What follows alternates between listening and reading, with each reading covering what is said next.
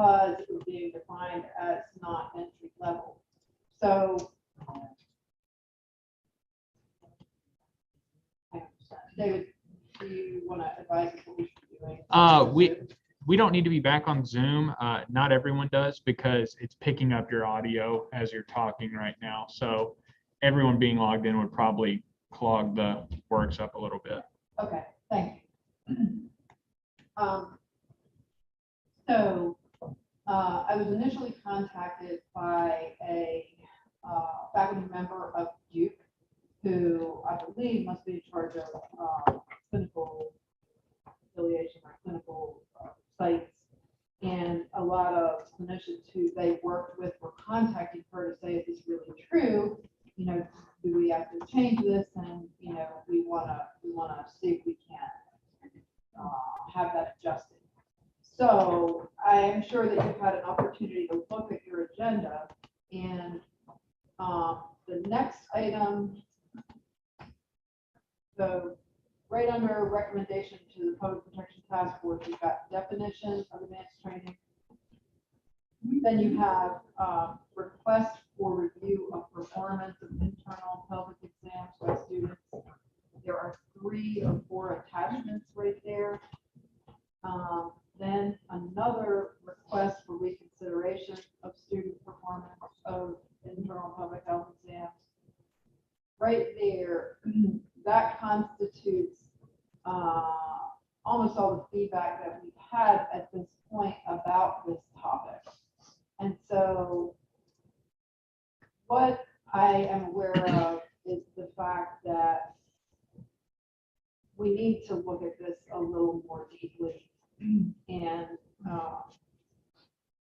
the fact that it was included in that advanced training had to do, it was in relationship to another question that was asked, to which the board agreed that students doing internal public examinations or interventions was beyond entry level. Well, with the information that has come in addition to these requests to review it, we're learning that the American Physical Therapy Association Academy for Public Health has come out with some new position statements in late 2021 that would have that have addressed this topic, and I think are really valuable for us to review. But this is a bigger topic than this meeting, so I would like to make the recommendation that everything that relates to public health here, which includes this internal public examinations and interventions, and then if you scroll down a little bit, there's this question that was submitted by Danielle regarding pessary fittings. I would like to recommend that all of that be reviewed by the Public Protection Task Force.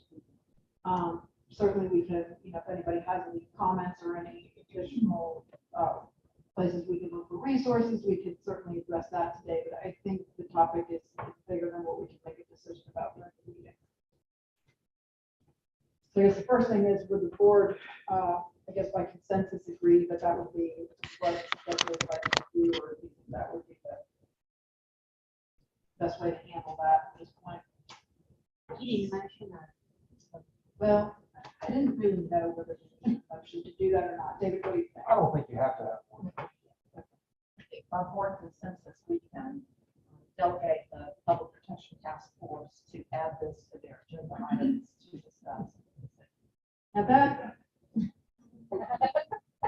so that said, these people are looking for some kind of a response, and you know, waiting until June probably is too long to provide for us to ask them to wait for any response at all. So what I'm going to propose, and this is just open for discussion or revision, is that we say that they should continue with what they have been doing prior to this point, and that we can include the fact that the board expects that the clinical supervisors of students that are performing these activities the students are going to be supervised, and that the supervisor has the appropriate training to be able to supervise them doing those activities. And that we're the Public Protection Task Force is gonna look at it, and we're gonna come back with additional information in June. Yeah, ultimately, I think it would just be responsibility to take responsibility of. True, They and, do. and that's what they're supposed to do now. I think this issue of the training level, when we first got the original question, the student in question had a semester-long elective at the PT school where they were going. They had also taken the level 1 Herman Wallace course, which is kind of a gold standard. And then I may be misquoting, but they may have also taken the APTA course on the same. And at the time, we were considering that to be beyond entry level. And that was the metric that we were using. And I think what's happened is, as more information has come to light, I did get some additional information from this faculty member at Duke about what PT schools in North Carolina teach, who teaches it, who teaches how much. We have the APTA position statement, or the Pelvic Health Academy position statements, and some other information from experienced clinicians in this area that it just needs to be considered more deeply, because it's a broad and wide topic. And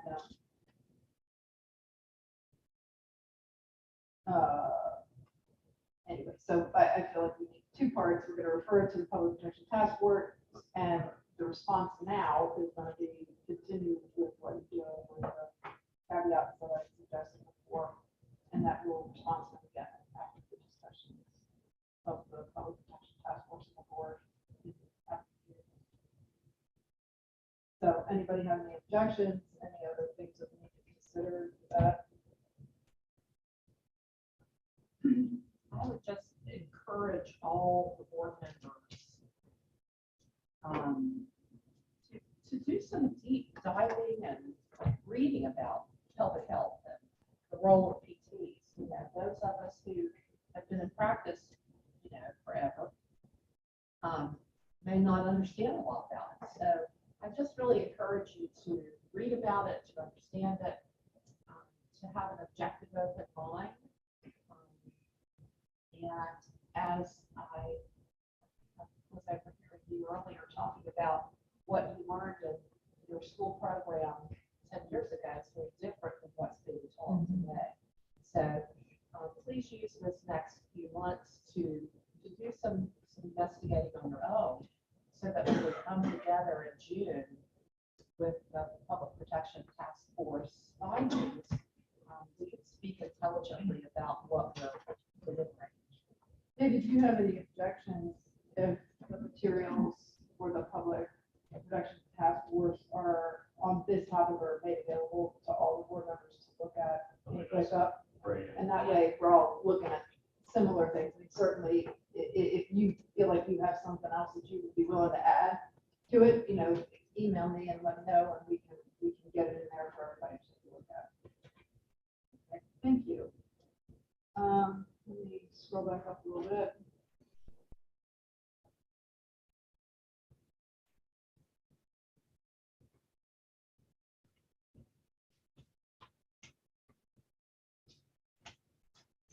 Finish looking at the interpretive statement of the informed consent document.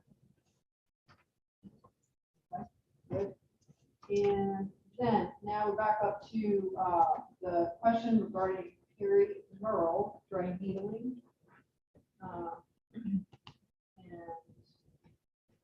The only information that I could find in delving into this was related to using electrical stimulation with dry needling. So the attachment that you see is one study. I was trying to find recent studies. It even said the word, but throughout it was talking about electrical dry needling. I did see another CSM, which you have a document that talked. It was deeper, or that we could all call dry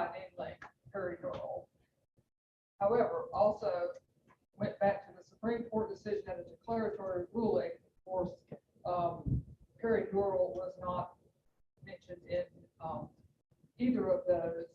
And in part of your attachment, it just goes back and in the declaratory ruling, every time it was mentioned, trigger point dry needling, and the type of dry needling we were discussing. I did not find the word very neural, so I also opened up. Dry needling. Okay, so the first question is anyone have any different information about peritoneal dry needling than dry needling that is near nerves with electrical stimulation? Anybody familiar enough with this topic to know? My husband does it all the time. I mean, he does the dry needling, he attaches the electrodes onto the needles. And he does it. As far as the neck, so that's it. Right. And there disconnect the glasses. There are, I think the base level of dry needling courses, my coworkers did it, obviously I can't, but they did the base level, one of them did the base level, one of them went into more of a deeper clinical education of dry needling.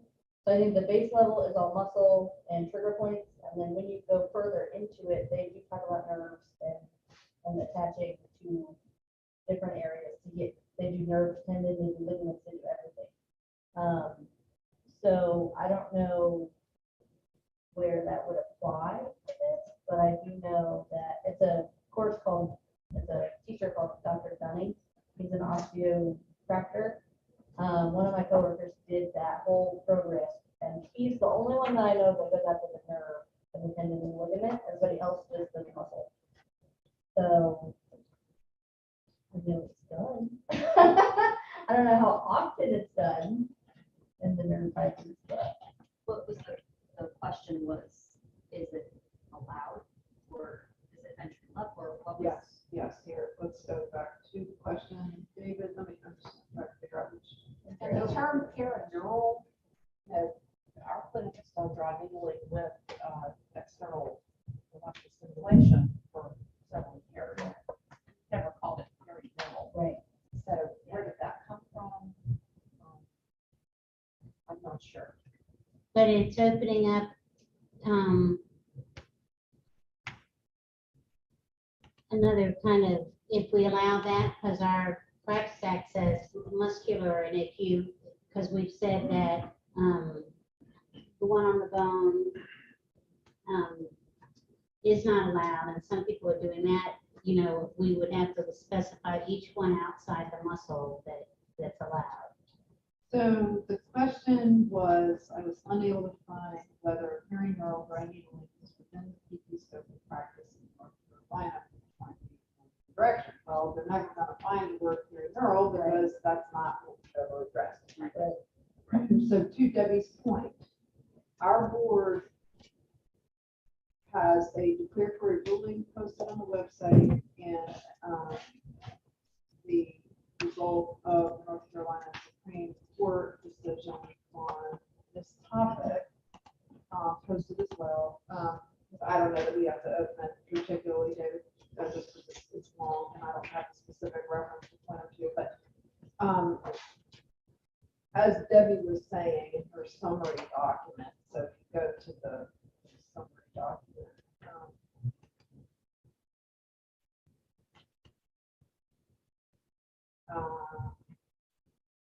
not that one.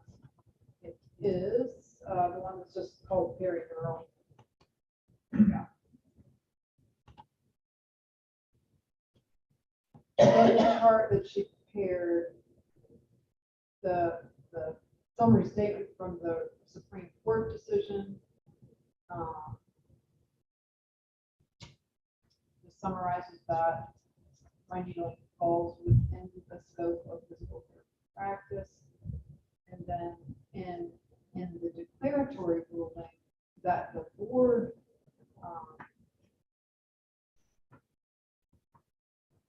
determined was that physical therapists and the performance of dry needling dry needling, a small needle inserted in tight bands of muscles known as trigger points to relieve pain or restore functionality. The whole time during that lawsuit was aimed at a trigger point dry needling. It wasn't talking about bones, it wasn't talking about tendons, it wasn't talking about ligaments, similarly perineural. And so I think we as the staff who are responsible for providing the information to the public when they ask the question have limited it to that. And, you know, there was a question brought to the board. I want to say it was December of 2019, where there was someone who came in and advocated for expanding it.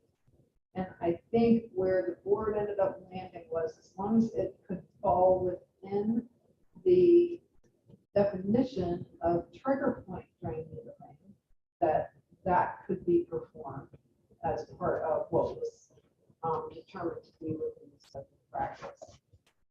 So I am not a drain needler, and Debbie, nor is Debbie, and we've taken the opportunity to try to look into this a little further, and we cannot find anything that says that perineural drain needling is trigger point drain needling. So that's where, you know, we need to clarify for this question asker what is part of the scope and what is not. Me, I mean, this is more evoking a systemic response Right. than treating, you know, tissue downs. I mean, this doesn't even come close to meeting the Supreme Court. How do you get this?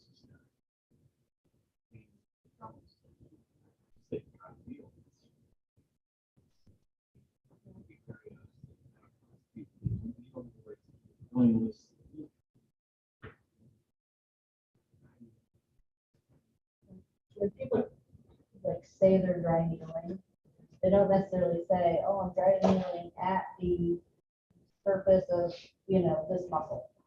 Sometimes they do, sometimes they don't. Sometimes it's more general. Like when there's protocols for dry needling, they have 8 needles in your neck at different points to create a response. So they're going to say per protocol, and then it's up to whoever is challenging that to go look at the protocol to see, because that's what Dunny does. He says per protocols. And then whoever is challenging it can go find those protocols and say, okay, this is what they're doing.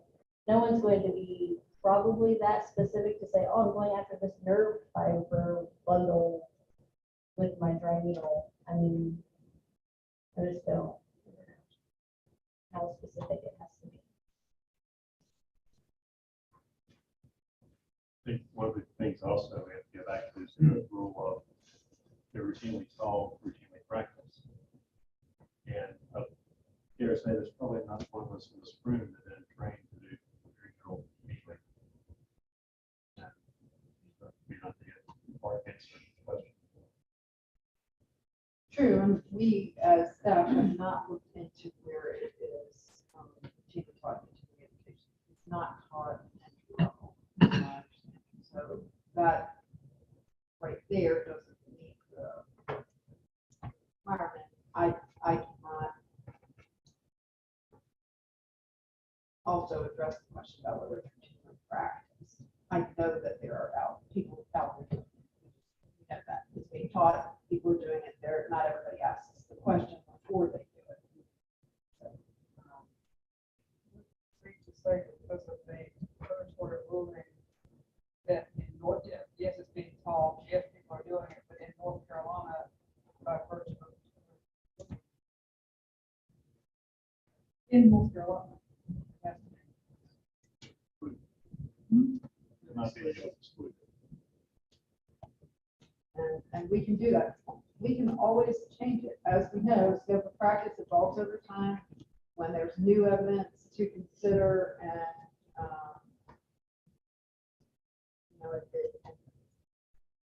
appropriate to include it in scope of practice, it can be done. But at this point, based on the documents that you guys are referring to, create a response with the fact that it's not scope of practice. Right. Okay. Is everyone in agreement with that?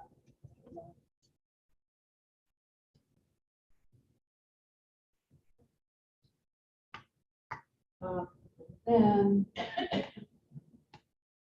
last question, I think, in this set of practice set of questions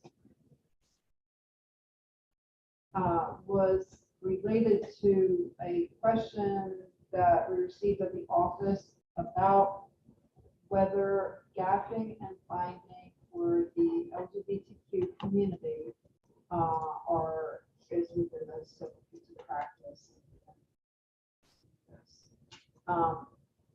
So in this question that you have right here, scroll all the way to the very bottom, there was someone from the medical school at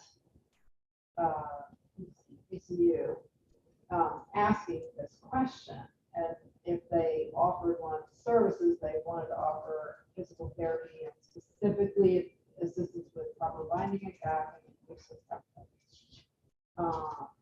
or an LGBTQ health clinic. So then as the email kind of got forwarded to other people, it landed in the physical therapy academic education program and their faculty director of the student run clinic. And so she says it's our understanding that they are referring to wrapping / binding of breast tissue or genitalia, parentheses, penis.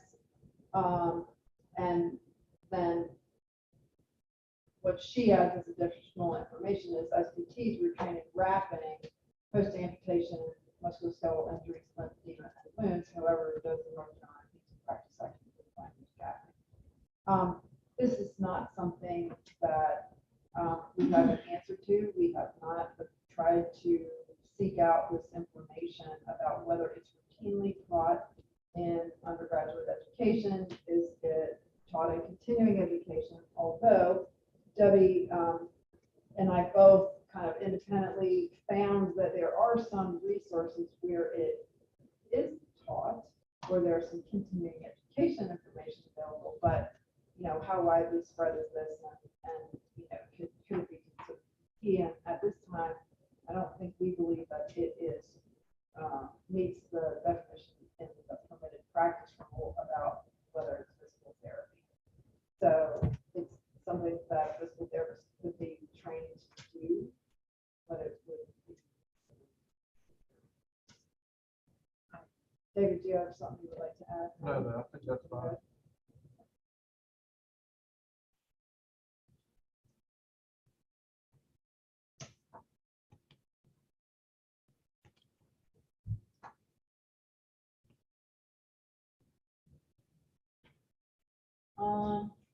I may So make you wonder what the practice of physical therapy will look like in 50 years. Yes. Well, There's really, things out it just feels like it's becoming broader and deeper all the time. And I'm not sure that the level of education supports it. Could I make a request at this point that we skip to the financial report and allow Boyce to go ahead and do that? Okay. Yes. Financial report. You would like to come over here, I know it's impossible to read it from where I am, much less where you are, or you got it on your I laptop. have it on my screen. Fantastic. You don't think I'm loud enough? Oh, maybe, but.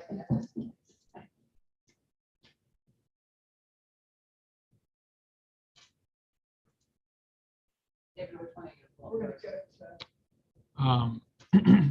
to, We can just go from top down if you'd like. the profit and loss statement, how about that? Okay, story is good on this. Even though the lady in red panicked through December, that renewals were coming in really slow. But, as you can see, we were at 100,000, above, both PTA income and it is from renewals. Contributing also is credit card processing. The more you have come in, the higher the credit card processing fees. Obviously, that's going to come out in expenses. So the big story is you had more renewals year over year, for a plus of 100,000. Expenses were what we anticipated. The personnel is higher. We have an additional IT contractor, and then there are 2 new staff sitting on this back row. And so that plus the benefits associated with new staff is driving the increase of personnel. Computer supplies, just new computers coming in. There is, I will say, there is going to be a little bit of a reclass from expense to capitalization on that. Then the other thing to note that bank charges are up. Again, that's a classification. If you put that and credit card fees together, that's a little bit of the offset. The insurance cost is a timing of when it was paid that will catch up to itself. Net bottom line, expenses overran last year greater than what we did revenue, but again, none of this was unexpected from a year-over-year comparison. Anybody have any questions of the financials year over year? It's a good story. Joyce. David, if you'll pull up the next document, I will say renewals were exceptionally slow and very different than they have been in the past. And I was panicked that we were not gonna have a significant percentage of the licensee population renewing their licenses, but in the end, right before the deadline, it did.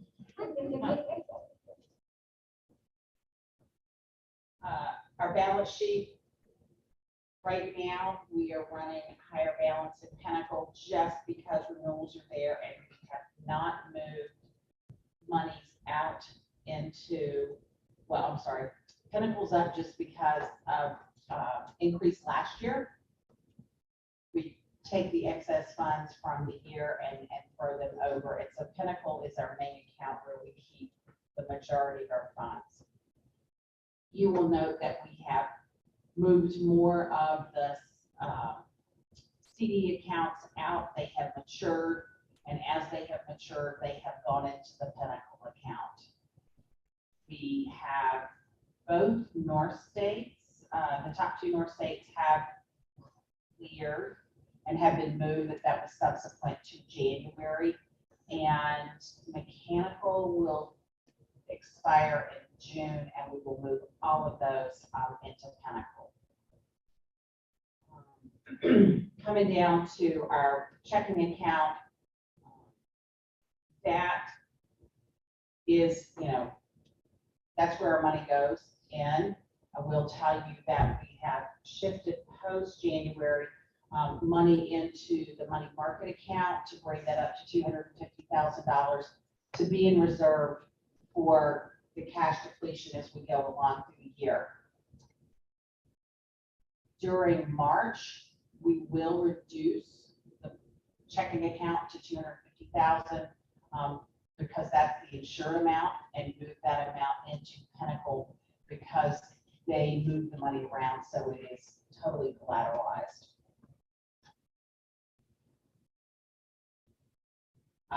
Obviously, the good news, assets increased, and that's just growth of the business.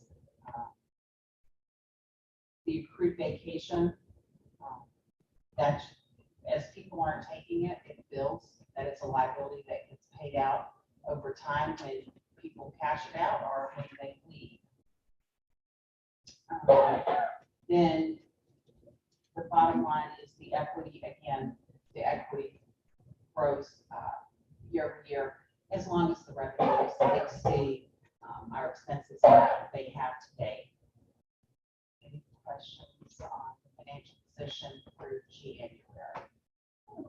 about Pinnacle account?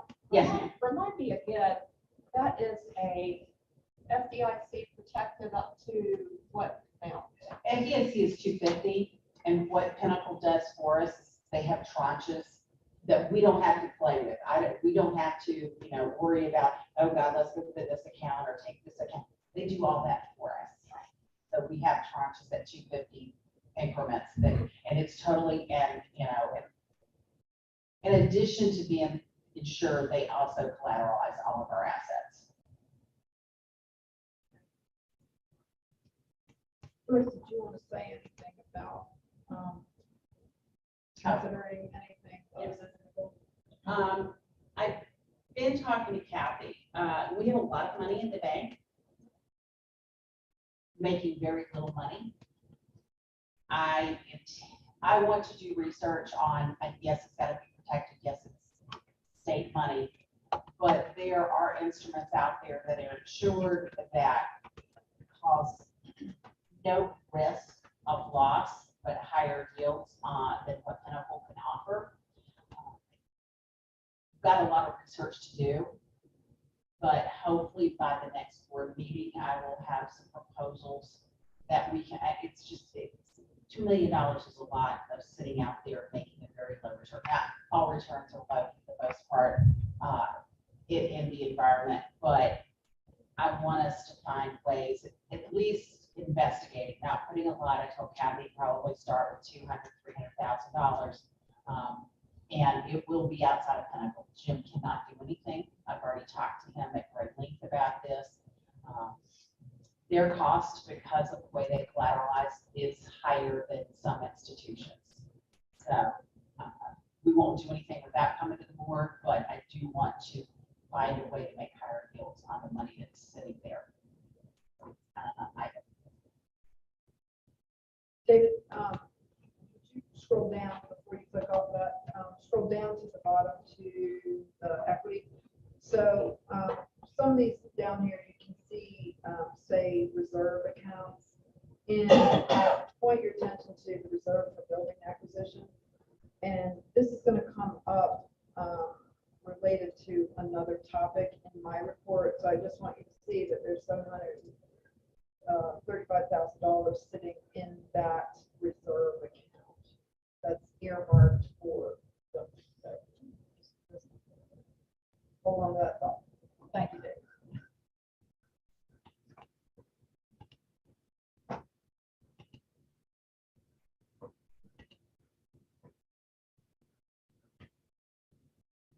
Okay.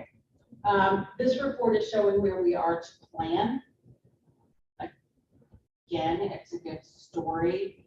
We do kind of have a flip-flop on the PT income. We are higher than PTA income, but in totality, for the 7 months, we are 44,000. We have a plan,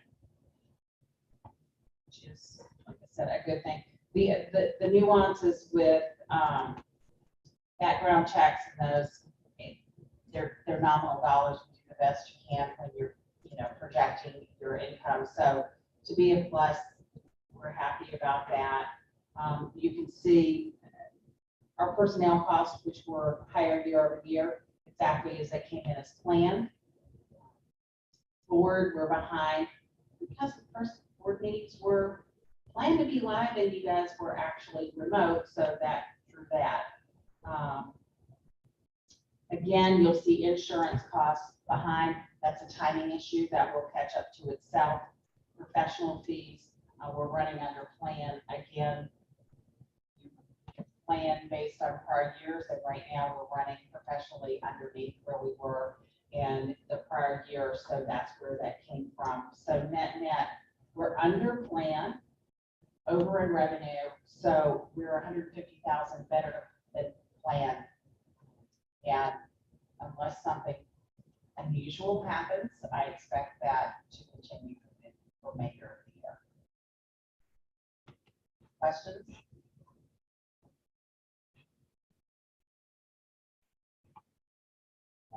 Good choice. Thank you. The only other thing that I'll point out that's just in there for your information, David, go back to the main agenda, please. And scroll down to the bottom where it says insurance coverage review. Just so that you know, we talked about this in orientation with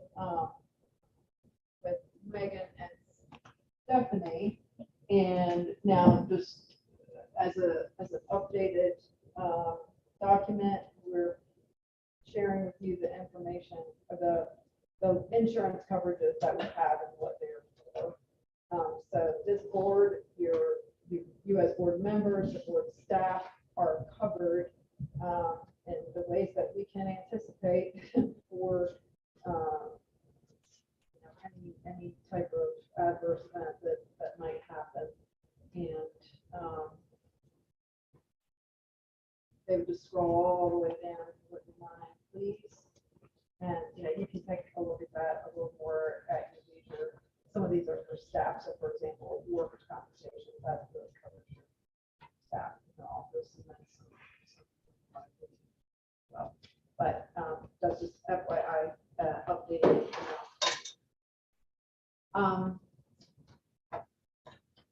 Okay. Thank you very much, Joyce. Appreciate it. Now we can get back.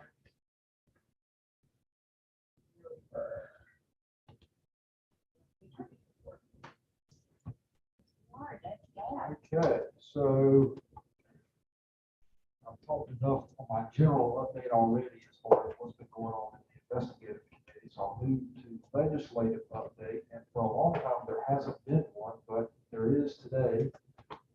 Just yesterday, Kathy viewed by Zoom, and I was there in person at the Joint Legislative Administrative Procedures Act Committee. And what that is it's a committee from the General Assembly to look at various things in the Administrative Procedures Act, including occupational licensing boards. And it has been on their radar for some time. They're kind of just picking it back up, but it has been on their radar to try to determine whether they should either cut altogether some occupational licensing boards or combine them with combine boards with other boards, and whether there are overlapping scopes of practice, whether or not this combination of boards can reduce administrative fees and basically, in their words, reduce barriers to practicing, whatever profession it might be. So yesterday was the first meeting in a long time in person, and what they did was they called in several boards that they kind of looked at and saw as potential targets or potential boards that might should be consolidated. Two of those would be the consolidation of the barber board with the electrolysis board, so laser hair removal board. And neither one of those boards had much to say. The acupuncture board, they have asked the acupuncture board a bunch of questions and kind of getting at, is there enough numbers of licensees to make this viable? I think was kind of the underlying gist there. I think there's between 600 and 650 licensees, and whether or not there's enough fees generated for them to operate as a board is a question that the General Assembly wants an answer to. So the lawyer for the acupuncture board did speak and answered the questions the best he could, but I think there's a real push with certain senators to do something, to see something change with that board. Another one that was of particular interest to us was the board of athletic trainers, mainly because our board was mentioned kind of in the same sentence, not to be cut or combined with another board, but whether or not the athletic trainers should be combined with another board, maybe less. And that was mentioned in the meeting yesterday. Didn't get into a whole lot of specifics about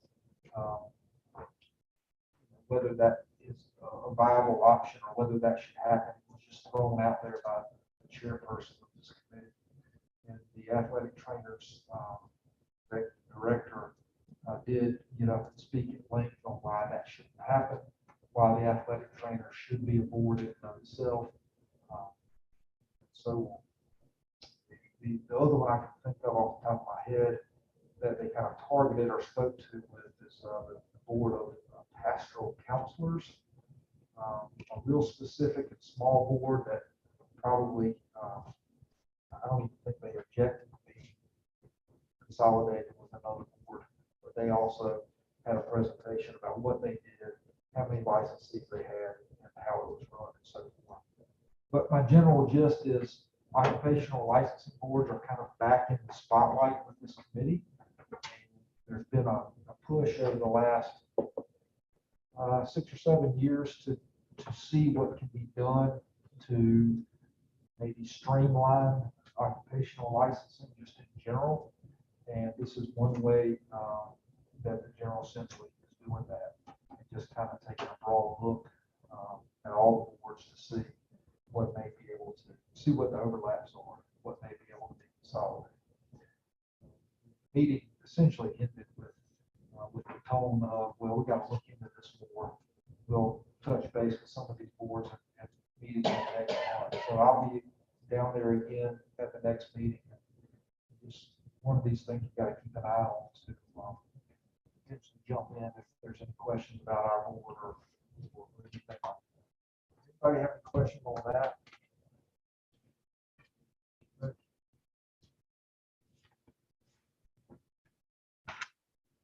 The things we were going to potentially do today with one of the matters in front of the investigative committee was have a formal hearing. And the hearing was withdrawn, but not before we kind of got through all of the notice process and set up a hearing officer, which I'll explain to you in a minute, set up a court reporter. We had to deal with the room and how we were going to deal with the audio and potentially recording the proceeding, and trying to figure out what the regulatory training should be at this meeting. We thought maybe this would be a good one because it's not something that happens very often. In fact, I'm not sure if there has been a disciplinary hearing in the board in the last 5 years. Not with the person present. Yeah. So just to kind of give you a heads up of really what that is, I have a little handout. Have those made their way around? Okay. How the process kind of starts is in the investigative committee, the complaint comes in. The investigative committee looks at what the complaint is and then makes a recommendation. And in most instances, the licensee will, sometimes try to negotiate, but in general, they will accept the recommendation. And that's why we haven't had a hearing. However, when they don't, the statute, the board rules give them a right to have a full hearing in front of you, the board, as the judge, as to whether or not this activity occurred and whether or not there's a violation of the board rules. Before we get to that, I did it in number 5 there on at the top. I just wanted to point out that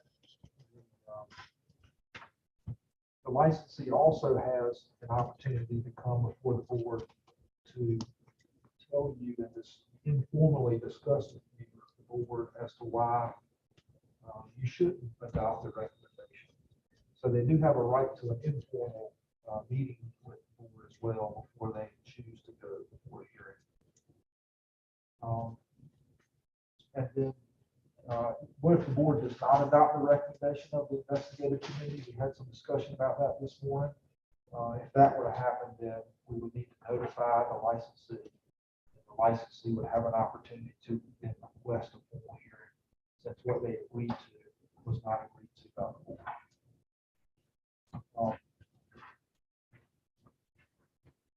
The Administrative Procedures Act is the body of law that deals with formal hearings. And in order to get to that point, in order to provide a due process to the licensee, the board has to provide notice of not less than 15 days before the hearing.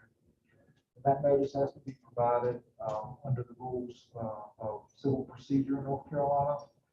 So we either serve them notice by sheriff, we send it by certified mail, return receipt requested, or if we can't find them, which has happened in the past, we have to publish the notification in a newspaper of general circulation in the location where we think they live. Once they're served with that, again, that has to be not less than 15 days before the hearing. And I have at the bottom of the first page what that notice has to say and tell them where the hearing is and what rule was violated, the facts that were alleged. Once they're served with that, we then have the hearing, set the date, and they have the opportunity to come before you with their lawyer. It really gives you, the board, a chance to be the judge. And so in that process, the best way and what the statute allows is for you, the board, to have some assistance from a lawyer to represent the board itself, because me as board attorney would be like the prosecutor. So I would put on the evidence that the investigative committee heard. And you as the board will be the one to determine whether or not a violation occurs. Whether in that process there are questions of law, rulings on evidence and things like that you're not used to doing in your everyday business. So that a hearing officer can be retained by the board to help you through that process. So what we did for today's hearing, which didn't end up happening, was we had ready to be retained a lawyer in Raleigh who does this type of work. And he was going to be at our meeting this morning and sit with the board and listen to my presentation and arguments, and the presentation and arguments from the licensee's attorney, and then guide you through the process of when we cross-examine witnesses, if you had any questions, and then when the final decision was ready to be rendered, likely take the board in a back room for discussion and then come back in and give the answer at that time. So this hearing officer is important to kind of help the board through that process. The board attorney prosecuting the case, which would be me, has an opportunity to send out subpoenas for witnesses, and so does the licensee's attorney. Those witnesses are due reasonable witness fees, which is essentially travel expenses to be paid by whoever sent the subpoena to them. And what we would try to do is set up the room in such a way to where you would have an opportunity to have the witness sit in front of you. Each side would ask questions, and then you, the board, would also be able to ask questions of that witness. That witness would be under oath, and a court reporter would also need to be retained to take down all the answers and the evidence. In fact, we don't have to use a court reporter. It can just be videotaped. However, in talking about how to best deal with it with Kathy and our videotaping capabilities, we decided that it would be easier to just get a court reporter to avoid having to go back through later and transcribe a video. So a court reporter was lined up to be here this morning, and he or she would go through and write down everything that was said in order to generate the official record when the case is over. 150B -40 deals with the conduct of the hearing. It states that hearings shall be conducted in a fair and impartial manner. part of that is you as a board shouldn't have pre-knowledge of what the hearing is all about. So anybody on the board that's also in the investigative committee would be able to sit as board at that time during this hearing. It gives an opportunity for each side to present evidence of fact, examine and cross-examine witnesses, and also review documents or any kind of reports that were submitted to the investigative committee about the case. It goes on to state that if any party fails to appear after notice has been given to have a hearing, the agency may continue with the hearing and proceed in the absence of the party. So that would allow you to, if the licensee failed to show up, to be able to proceed with the hearing, with the final decision, whether they were there or not. Hearing shall be conducted by a majority of the agency, so we would need a majority of the board members present in order to conduct the hearing. And typically, the chair would preside over the hearing with the assistance of the hearing officer.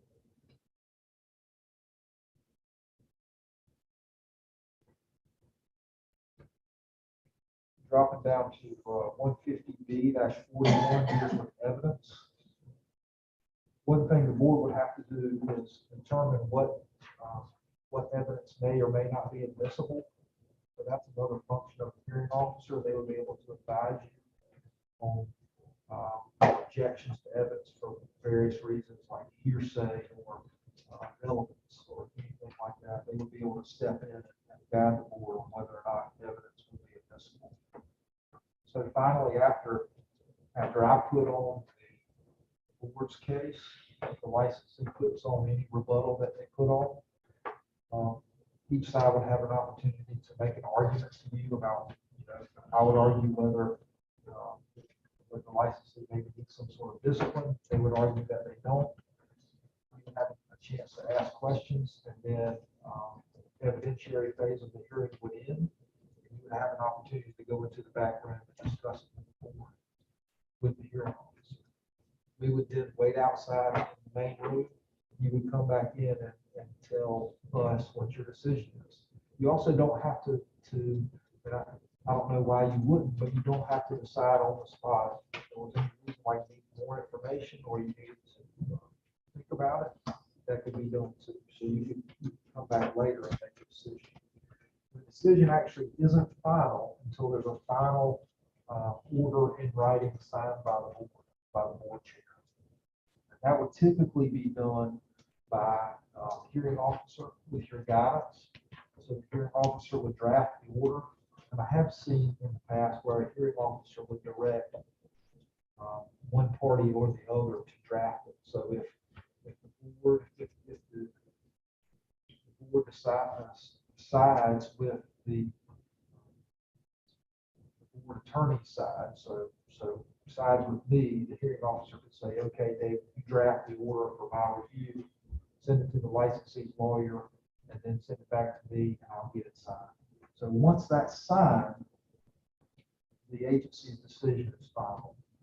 That's important because the licensee then has 30 days to appeal the agency's decision to the superior court in the county in which he or she resides. And if that were to happen, they go down to the clerk of court in that county. They file a notice of appeal. They could recite on that notice the case number that we've assigned at the agency level. And then it would be placed on a civil calendar in that county. And at the next, we get notice as to when the hearing date would be. And then at that next civil calendar call, we would essentially start the process over again in front of the superior court judge. So your role as the judge for the board would be done at that point. And all the evidence would be heard over again. So you wouldn't be called into court or anything to testify about your decision because it all starts from scratch at that point in the county superior court. And then after that decision is made, the the only other option for appeal at that point would be to the North Carolina Court of Appeals. And the standard of review at that level is much more narrow. So they wouldn't review the facts over again. They would take the facts as they were recited in the Superior Court and only review the case to see if there were mistakes of law by the Superior Court judge. So it gets harder and harder to appeal as it goes on. Same way with the North Carolina Supreme Court, that would be the end of the line as far as appeal after the court. There's a list there of things that will need to be in the final record. The court reporter would help us get all that stuff together. It's something that we would typically submit to the court reporter, and then they would put it in one book, one binding. That would be the final record, and that's what could be that's what the appeal could be based on. So basically, that's the process. If all the way from the beginning, from the filing of a complaint through the investigative committee, an informal hearing or meeting, then a formal meeting if one, a formal hearing if one is requested, and an appeal to the local Superior Court in the county where the licensee resides, then potential to appeal to the Court of Appeals, then final appeal to the Supreme Court of North Carolina if that's requested. So that's kind of the process, and we have these things are so few and far between, it's easy to forget that that's even hanging out there in the background. But I just wanted to let you know what the process was in the event someone did not accept our recommendation and want to have their day in court, so to speak. So, yeah, when we do have a case use hearing, I mean, it's pretty expensive. It is. Is that part of if a consent order goes through, are those costs assigned to the licensee So as part of their? yeah, if you have a consent order, they're consenting to the conditions you put in the order, and we always include the costs. So they agree to pay for it. But if they are requesting a formal hearing, we can't impose that cost on them.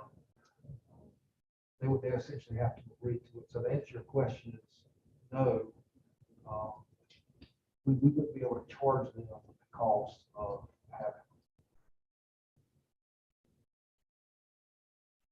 So assume there was some costs associated with this one that didn't occur. Because I'm sure we had to pay retainers for these individuals, right? Well, In the end, we did. yeah, they said since we didn't have to come to the hearing, we're not going to charge you. Oh, And we had been lucky enough to give them plenty of notice, so that's part of why it did. I think we gave them once notice. We were able to find out that the consent order would be entered back in February. So we didn't take their time away from anything. But previously, I can remember a situation where John very, very strongly was thinking about taking the entire board up to the Asheville area or Hendersonville. And that would have involved hotel stays, meals, for the entire class, if it lasted longer than a day, then, all the things that David described about the hearing officer and the transcription engine, et cetera, et cetera, et cetera, they can be really. Part of the reason for the reserve. so that was my next question. We just talked about finance. Did we? I have a second question. I know one of the people who was considering didn't want this to be very public. By coming to a formal hearing, has that been public? Yes. So So, the hearings are all, anybody can walk in and watch. so it's not confidential and it, okay. Once you get to that point, it is, and then when you have that formal hearing, everything then becomes an open.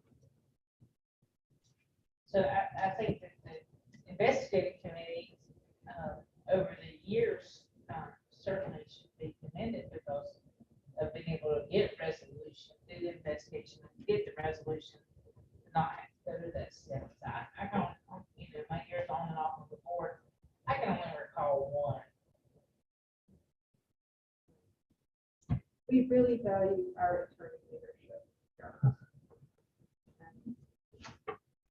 If we just had two, we could say John and John and David. But just keep those things. So the gentleman or the lady who's supposed to come today for a hearing or they to be rescheduled or how? No, so they initially wanted a hearing and then changed their mind and agreed to that consent order that we imposed earlier. So it didn't. So it didn't have to go that Right. far.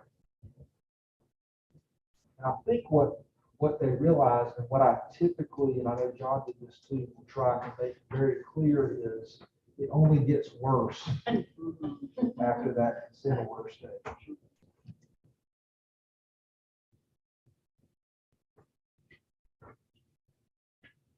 I think that's it for me. Excellent. Thank you for that. It would have had a lot of meaning had we had the hearing today. Now we're prepared. Now we're ready for the For something hopefully we'll never experience. next. Hopefully not. The next section, section I, is the executive director's updates. What we're going to do is we are going to streamline it to the things that are really, really, really things that we need to make decisions about. A lot of the things that we report on quarterly after quarterly are things that you've seen before and you may be familiar with. I understand that Megan and Stephanie may not have seen them, but please look at the contact information. If anybody is incorrect or needs an update, please email a staff member and we will get that updated. Licensee count. Generally speaking, I'm going to say that the licensee count is about an increase of about 2.9. Well, it's at about 2.9. You know, in the last couple of years, we've seen it anywhere from 4.5 to about 2.3 or 4.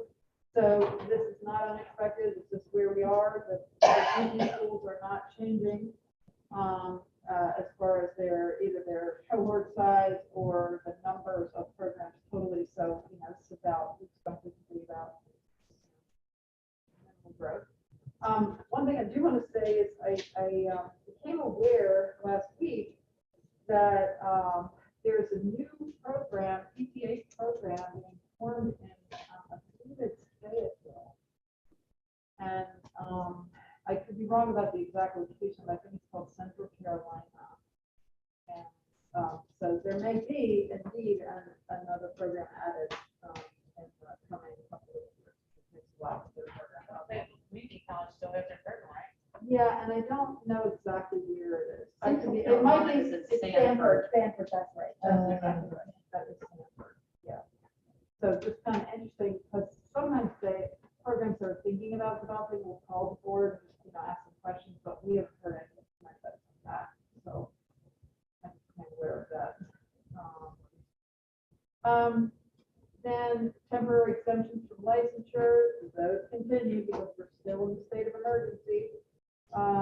We are at a total of 468 over time, but as you know, the exemptions are removed once people get licensed. And I think the real vast majority of people, even though we don't ask the question, but they're using it as a bridge between application and actually getting their license with those endorsements. So, those get removed from the list. So, it's a moving number. Kim has done this update for us. It's really done it over time.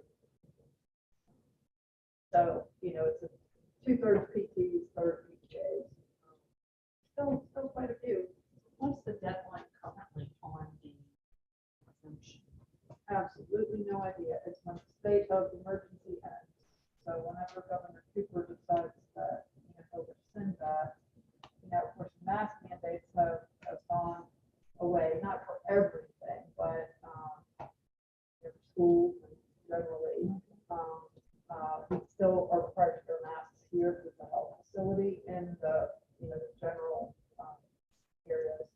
But I think, Debbie and I've talked about this before, and, she she always reminds me that you get federal monies while you're in a state of emergency. So it's possible that, there are programs that we're still ongoing as part of the COVID response that, we need funding for. And so we tell everybody that gets an exemption, we don't know, you need to monitor the executive orders just like we do. And it's been interesting, because we've also got some facilities contacting us, so there's been a misunderstanding about what's being specific, so we will all know about it, I'm pretty sure, not the state of emergency anymore. Goals and priorities, I've just done an update for you on the things that we've accomplished in the last quarter based on the goals and priorities that the board approved last June. And, I will say, I think our rate of turnover and accomplishment are increasing. I think we've got a really great method for working with different teams.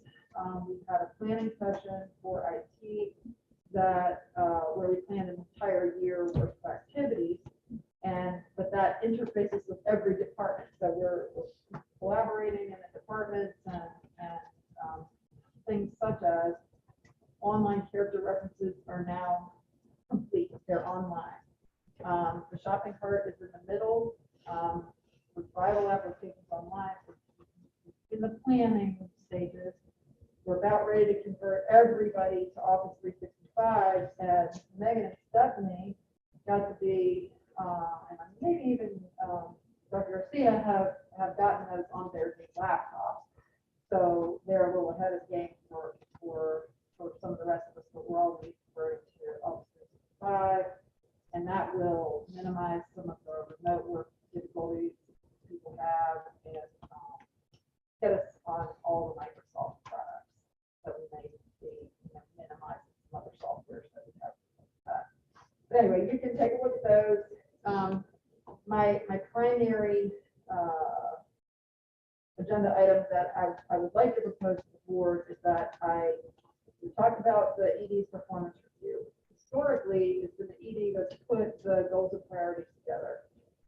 These are the board's goals and priorities of strategic planning, and I think that it is important that we include more board input on to these goals and priorities. And so I would like to propose to the board, and there's a memo in here giving you the background and my request for this, to create a strategic planning task force that probably is going to meet, remotely, primarily, and about 4 times a year. And this is going to be done in conjunction with the budget planning so that our goals and priorities are aligned with our financials. And, it's board focused in addition to what needs to happen in the office focus. So what I have recommended is that we create a strategic planning task force, see how it goes. We're creating the goals and priorities for the upcoming fiscal year.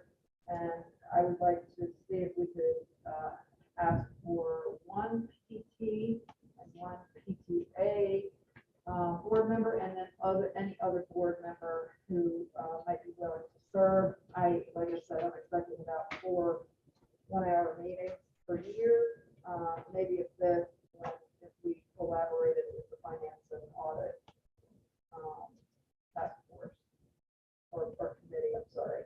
And so does anybody have any concerns or questions really about what the need for this is? Let's elaborate. I just wanted to make a comment, and that is that the North Carolina PT Board, we have been very fortunate to have such excellent leadership in our executive director. Kathy has been with the board for 13, 14 years. Prior to that was Ben for a number of years. As the board has continued to develop and deal with scope of practice questions and deal with finances and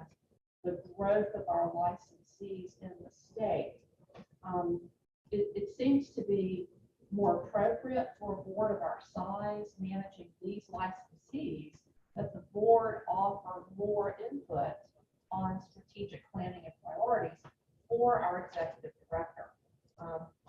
It is not typical of boards our size that the ED really does drive the whole train forward. We're just thankful that she's driven it so well. But as a board, we really need to step up to the plate and give Kathy the feedback, the depth, the research, the guidance that she should have as our executive director. So I encourage you to think about this, and we welcome anybody to volunteer. We do one PT and one PT. To do this, there will be lots of guidance and outlines to help facilitate the process. Do I have anybody recommending somebody or volunteering to do this? I would like to support our plan. Leslie, thank you so much. Strategic Planning Task Force. Kessler? If I know what's expected of me, then I don't mind volunteering. Thank you. Wonderful. Bethany?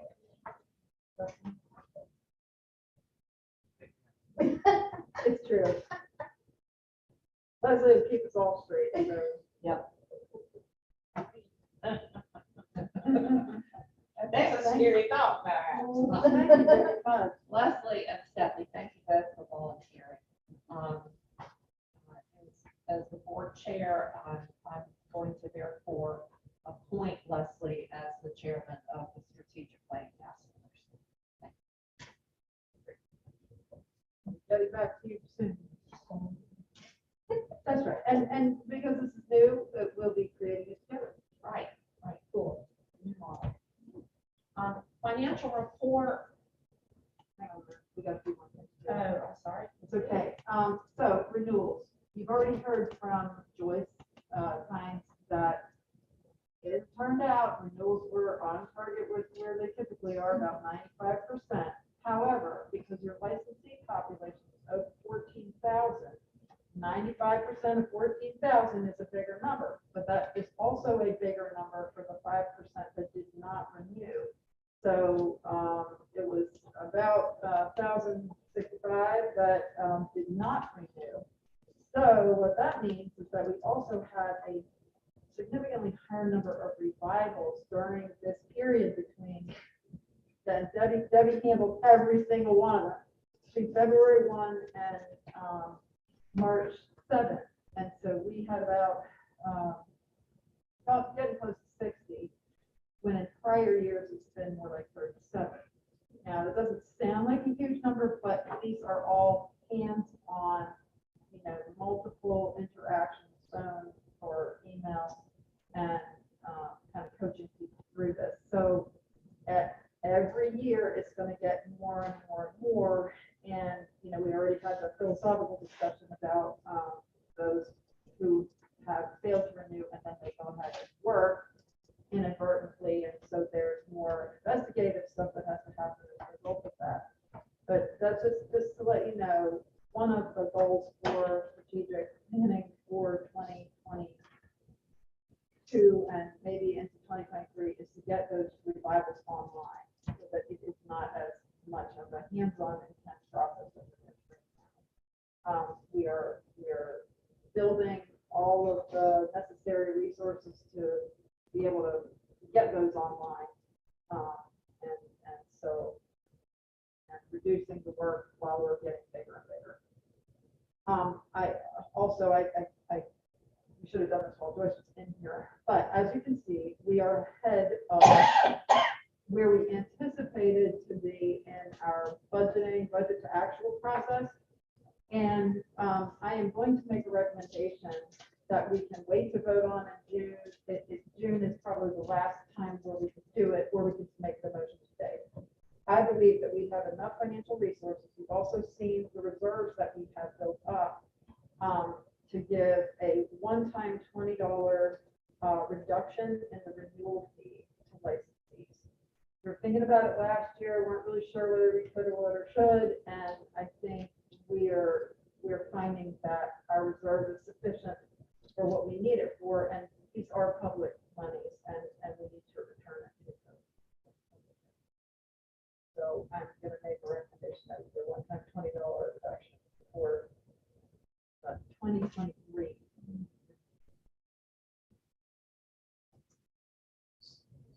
I'll go ahead, appropriate to, make that motion. Make that $20 reduction. Motion's been made, and seconded, Jamie made it, and, Megan seconded to reduce the licensure renewal fee by $20, beginning with the 2023 renewal. The license is 123. Okay, so, discussion. What's the total cost of it? It's about $120,000. Yeah, depending on the licensee population, 120 to 150, I'll say that. And so with a reserve of $3 million, I think that we have more than enough, and so I think it's appropriate that the fee doesn't become something that's on someone's radar. Is there benefit to going ahead and making a decision now, or is there benefit of holding off 90 days in case something happens more? Will you get more renewals that require a lot more time and therefore drive the cost? That's a great question, and so, therefore I went like this when it was trying to put it on the agenda. I don't think it's going to, we're ahead of where we are with 90 days to go in the fiscal year, and I don't see that, we won't overspend in those last 90 days, so I think we're okay. And what precedent would this set if we vote to reduce the fees by this kind of random amount? Is this something we would have to vote on every year? Does this become an expectation of licensees to pay less every year? Just trying to really make sure that what we talk about and do today doesn't have a negative consequence down the road. Right. We've done it once in the past 10 years, right? Yes, we did it once right before the lawsuit. And, strategically, could that, would have been better if we not done it? In a way, not necessarily, because you had such a fiscally conservative executive director at the time, and we paid for all of that out of the board's reserve, and we built them back up. And now we're way over where we were at that time. So I feel like the reserve level that we have is significant, but I'm also going to ask for something else in a minute. And but $150,000 from $3 million is the big moment.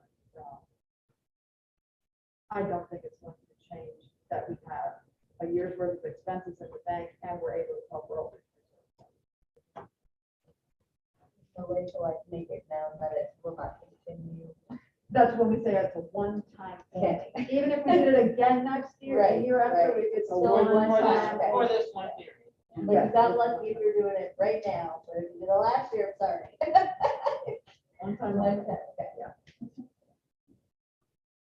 Any discussion on the other side? Hearing support for this.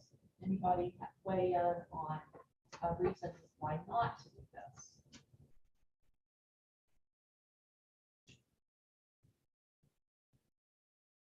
Hearing none, are we ready for the vote? The motion is on the floor and seconded that we accept the ED's recommendation to reduce licensure renewal fees by $20, one time only, for the 22-23 licensure renewal. All those in favor, please let it be known by saying aye. Aye. All those opposed? All those abstaining? Motion carries unanimously. Thank you very much. Okay. Licensees will appreciate that after a couple of difficult years, just generally speaking. Licensees. The next topic on the agenda is the North Carolina Healthcare Professions Program. No, I spelled that wrong. North Carolina Professional Healthcare Program. We have been talking with NCPT,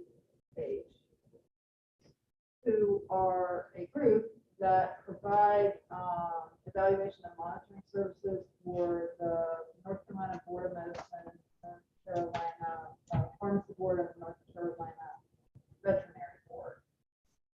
And the reason why we've been talking to them is because the North Carolina Board of Nursing has determined that they do not want to renew our memorandum of understanding related to referring individuals for substance use disorders. So we find ourselves without a monitoring or evaluation program. And, I think we can already tell from the discussions that we've had today and other aspects of this meeting that there is a need for individuals who are having issues with mental health, substance use disorder, or other issues, for us to have a place to refer individuals. And we so enjoyed working with the North Carolina Board of Nursing. They have a really, really high standard. It's hard to get through that program. People have to congratulate if you stick with it and get through it. But right now, our board itself is not equipped to, offer a program, so we need a third party. What I don't have for you today is dollar amounts. However, the North Carolina Board of Nursing worked with us for about between $1,500 and $2,000 a year, period. That was it. This program is significantly different, but I think they offer kind of a different level and depth of services that would be more expensive. For example, they have, I forget what they call them. It's the individual caseworkers, and they physically go and see people. Whereas with the Board of Nursing, you probably have a phone call or maybe a Zoom, but they didn't go out and actually meet with people individually. And so on top of the evaluation, the determination of the plan of care for someone, and then the monitoring of that, this program is significantly more expensive. What they are doing right now, because we just started talking with them, is they're really looking at what it costs per person to have someone go through this program. We typically have 1 to 2 people at a time per year in a program like this, whereas physicians and pharmacists, I want to say one of those groups has said that they have about 30 at a time. So we're really different. We're a different animal, and they had to price it based on that. And so when the numbers of $200,000 a year came up, it's like, maybe we need to look at this differently, or how can we think about it differently for a group of our size? And so their executive director, Joe Jordan, very helpful. We met with he and Josh, I believe from West Hall. Walt Hall. Say it again. Walt Hall. Okay. Walt Hall. Yes. Thank you. We met with them on Monday or Tuesday, and they said they were going to work on something for us. And then we also need to sign an agreement with them that we agreed to abide by that and not hold them liable for things. But that's standard operating procedure. But what the reason why it was important, I don't know whether we can vote on it today, but I do need to know whether the board would be in consensus about us going forward to sign an MOU with this group. If David Gadd believes that this, all the bases are covered to cover us as well with this group, because we have a couple, we just can't go very long without that kind of coverage. And It's not going to be $200,000 a year because I think we're gonna ask them to really narrow down the scope of their services and really think about what it would be for 1 and 2 people. And an MOU is a memorandum of understanding. Is that a binding commitment that we would make without having a budget for them yet? I think the binding, I haven't seen what they presented to us yet, but I think all we would agree to bind ourselves to is to hold them not liable for certain things. And pay them a rate per licensee that goes through the program. So while I can't really answer your question very well right now because I haven't seen it, I am kind of in tune to what I think they're going to ask for.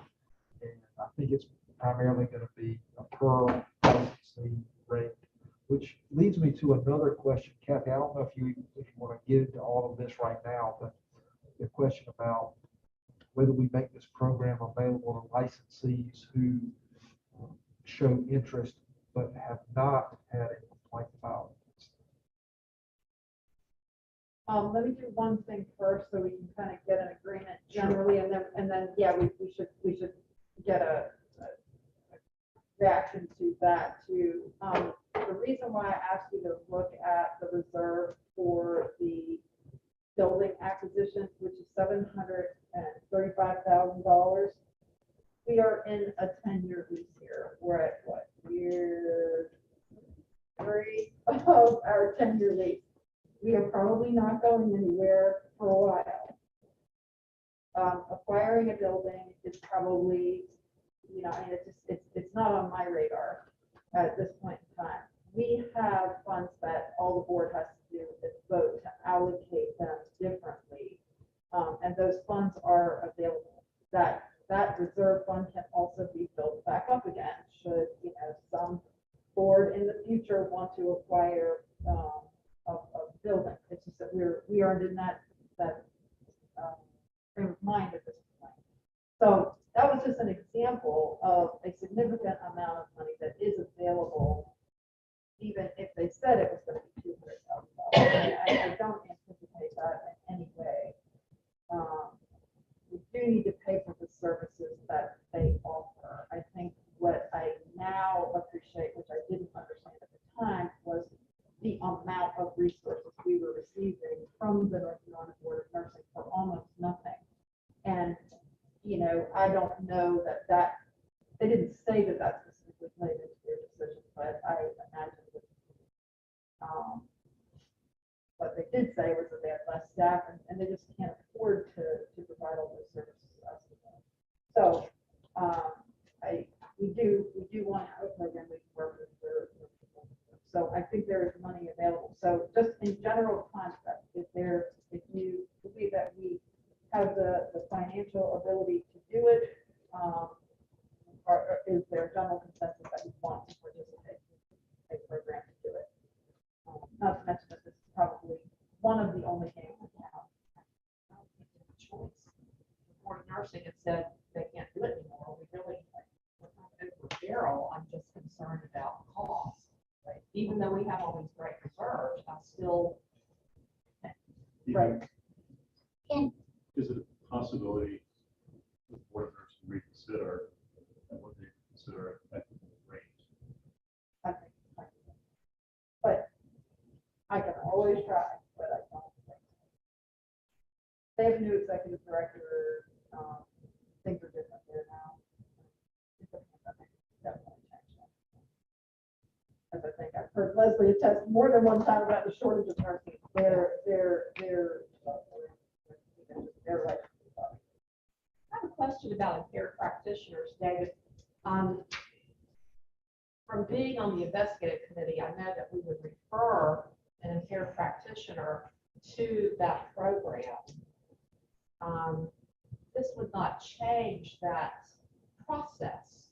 So if an impaired practitioner came to the board and said, I'm an impaired practitioner and I'd like to go through a program and have y'all pay for it. What they do. That's exactly what I was talking about. Oh, really? So yes, so other occupational licensing boards have programs like that. And whether they're fully funded by the board or partially funded by the board, where the licensee pick up the majority of the bill, but the board does subsidize it in some way. That's one of the things I just wanted to have the board discuss, because it's not working.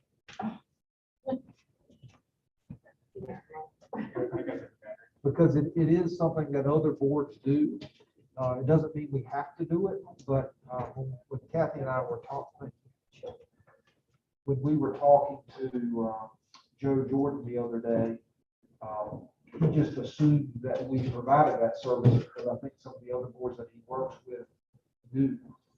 So that's just one of the things I thought we ought to have a discussion about.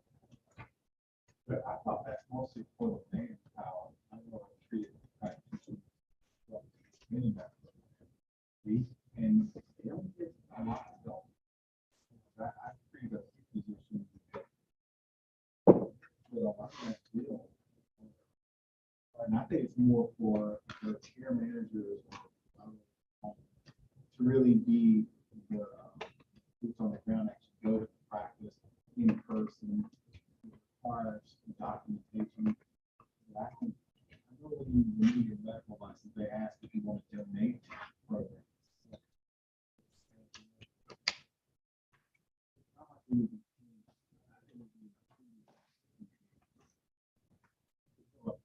That wants help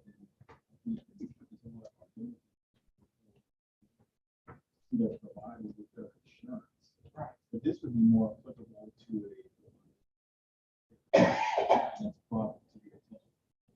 At least that's my understanding. Is it the only option or is more options coming? Well, right now, there almost aren't any other options. The dentists have their own, and the dental board exec said that he would work with me to talk to them, but it's very dentist focused. I'm not sure that they could help us as quickly as we might need. I can work on that, but we really got this notification from the Board of Nursing with almost no warning. Not almost, but no warning, and so we're trying to but this is really literally the only other game in town. What about the board of I don't know. I don't know. I can ask. I'll just be curious.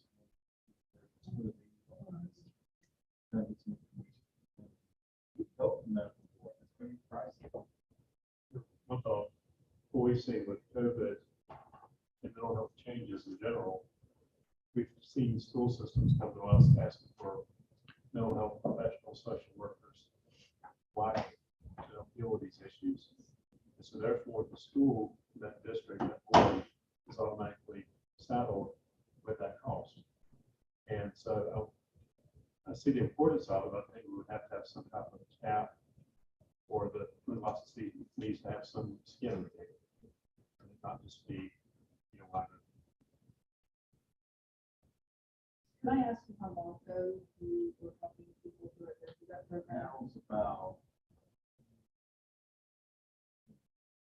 My understanding is that the program has changed significantly after a lawsuit. okay, and that might be the case. But that's anecdotal. I mean, I don't have any evidence of that, but the fact that they brought into the pharmacists and veterinarians, and it came highly recommended by one of the other executive directors. As it happens, I mean, talking to somebody on the OT board and somebody on the medical board about different topics, and I can ask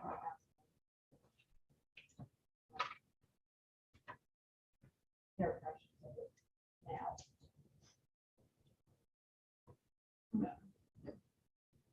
There's criticism on both.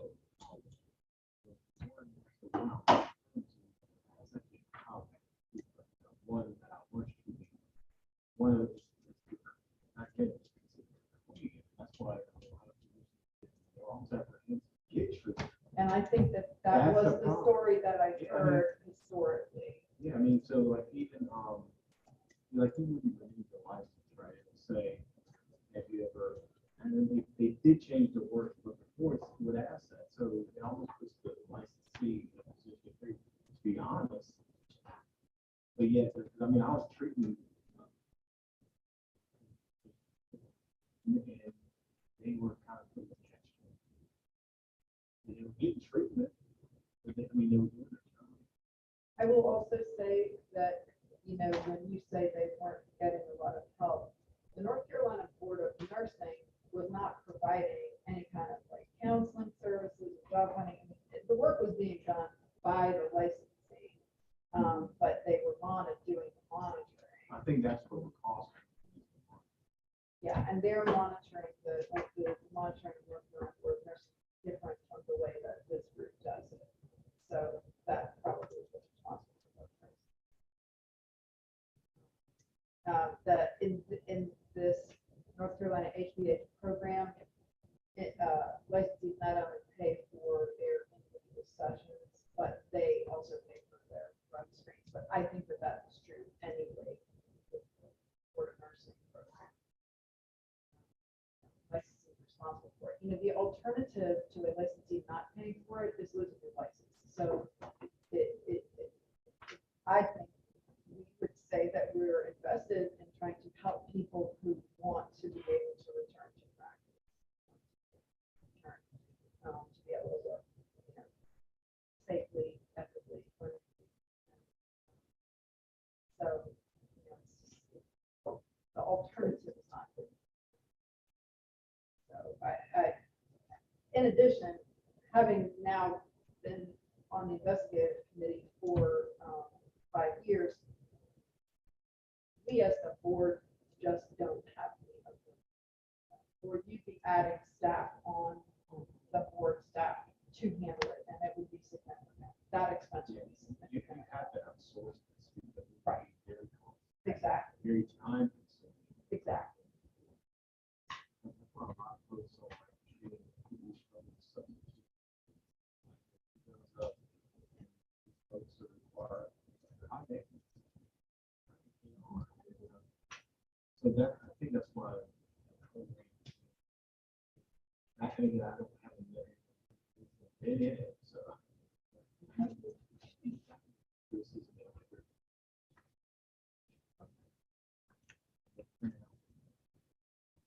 So do we really go back to answering that? I think we get the consensus on the fact that we're not necessarily interested in paying for the services for those that self-refer, but we can tell them that that's available.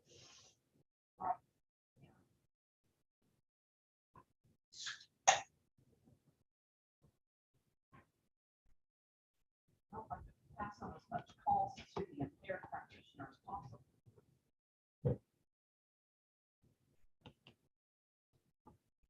I was thinking, you know, is there any way that,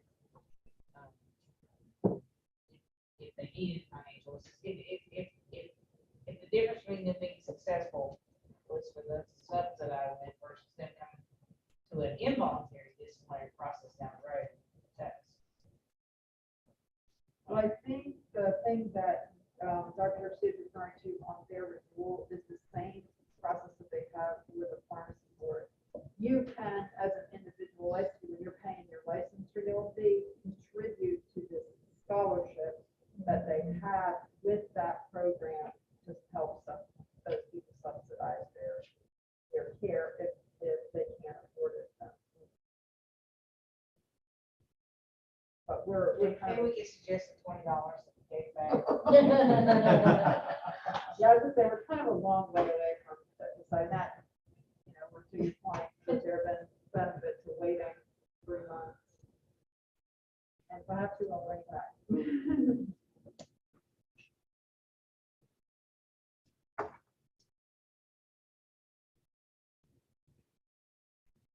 Okay.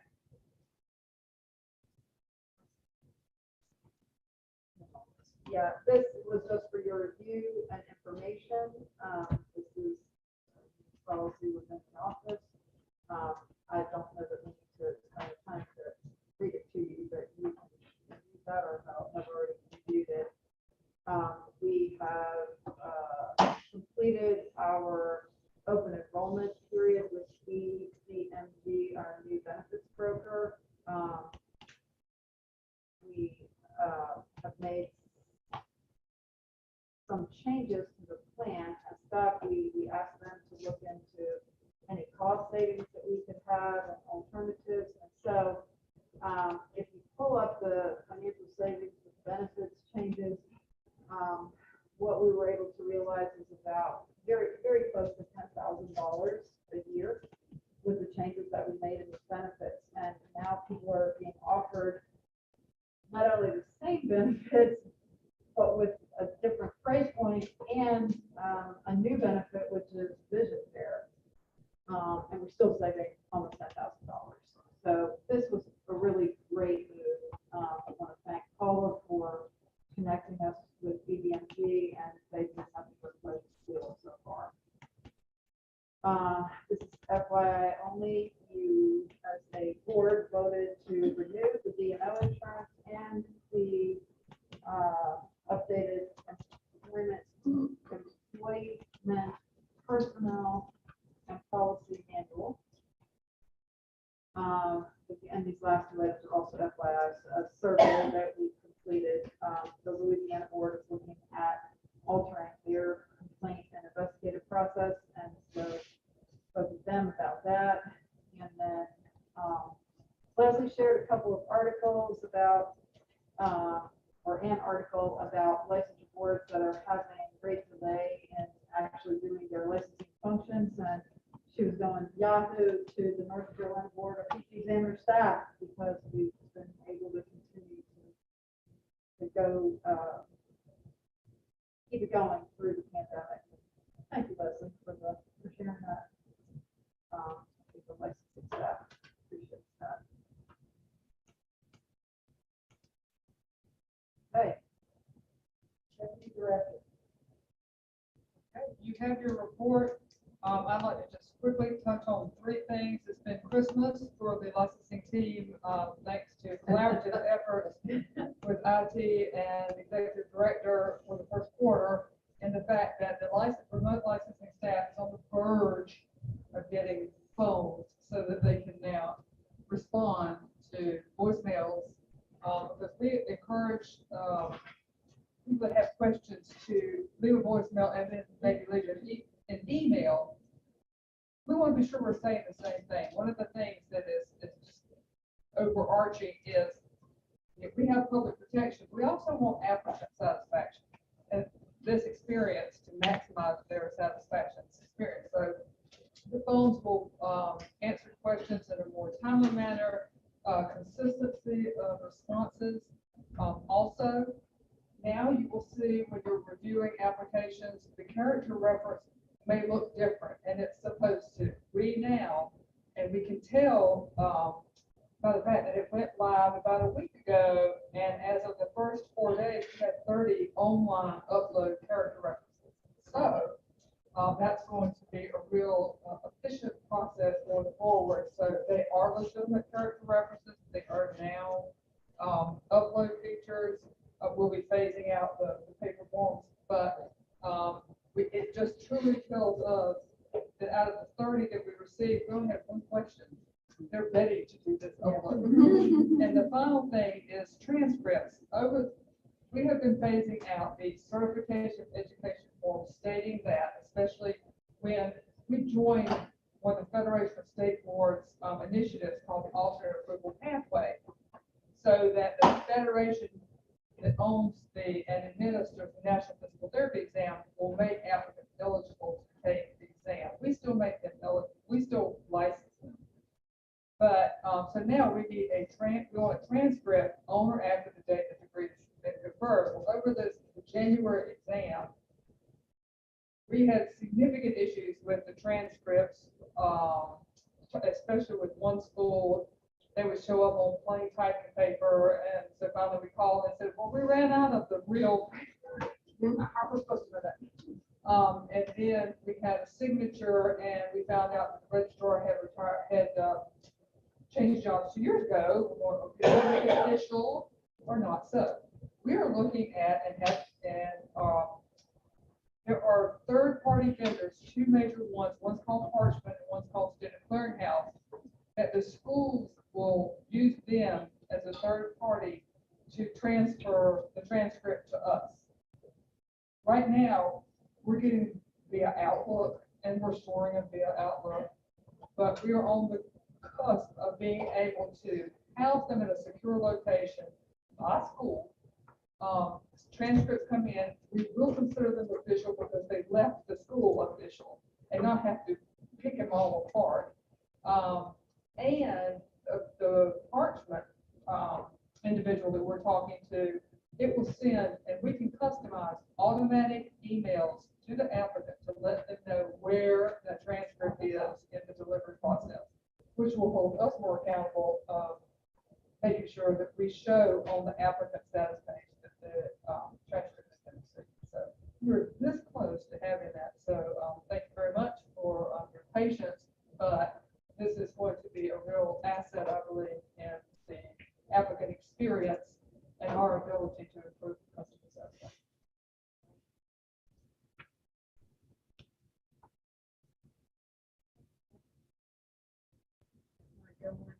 Rules committee.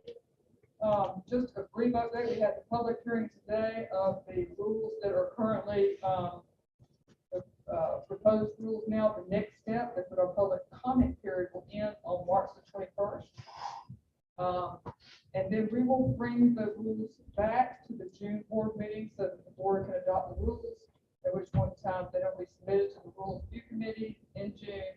We will go to the meeting in July, and hopefully they will become effective in August. Again, we're working with the rules issues come up all of the time. We may be with imaging and consent. We'll start another major rules process. Seems to be stepping into every year, but that's where we are right now with the current facility. Thank you. Thanks, Debbie. IT high-level projects. So as mentioned, we had what we called the IT think tank back in, gosh, it feels like it was just January, but it may have been in December. And what we did was every department came and they brought their top 5 things, top 5. And we figured out how to integrate those into a plan for accomplishment for the entire year. So this is Greg's summary of, what we've decided and where we are in process with these things. So online character reference, check. New website file management, check. Admin tool enhancements, check. 365, getting close to being, online, or they've started the process. It's just that there's a little bit of work that we don't really see until it affects us, but looking for that to be done very clearly on time as estimated by April 30th. But then from there, there are other things that we're planning to do. That's all good news for licensees, staff, and for the board members that are approving applications. I also, and in our typical record retention, looking at things that we need to be paying attention to or keeping, I provided David Knoll with a notebook that was, I don't know, how old was David? 2000, the year 2000 that we had around the office. I said, this is from the state IT office. Can you take a look at this for me and see whether it's relevant? And so David took a look at this and took from it what resources were relevant and consolidated those for us. And so he's got that link if anybody would like to take a look at that. But I think it's important for us to understand what the state provides and what it has available, and when we need a certain kind of service, that we take a look at that as opposed to paying for it from external vendors. Don't need it. It also has kind of standards and requirements, which is also good for us to comply with at the state level. So thank you for that, David. So school reports. In the interest of time, I think what we're going to do is let's take a look at 2021, just because that year is closed, and so that's not going to change a whole lot. For our newest members, what these are the reports from the Federation of State Boards of Physical Therapy who administer the exam, and they consolidate statistics by class. So the graduating class of X year, they look at who passed on the first try, and then eventually, after X number of tries, how many people in that program passed. And so if you take a look at, it's listed in PT schools first, and the 10 PT schools in North Carolina, you've got a North Carolina average, and then you've got a US average. And I will say year after year after year, North Carolina schools are always above the national average.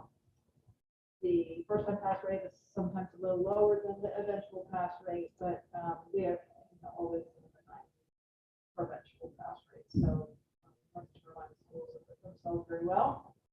Then you scroll down to the PTA programs, and the two colleges at the top are no longer graduating classes anymore. Their accreditation was revoked or withdrawn, and that was Stanley and South College and High Point.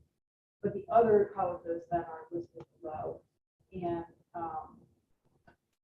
what we do is we take a look at these pass rates, first time and eventual.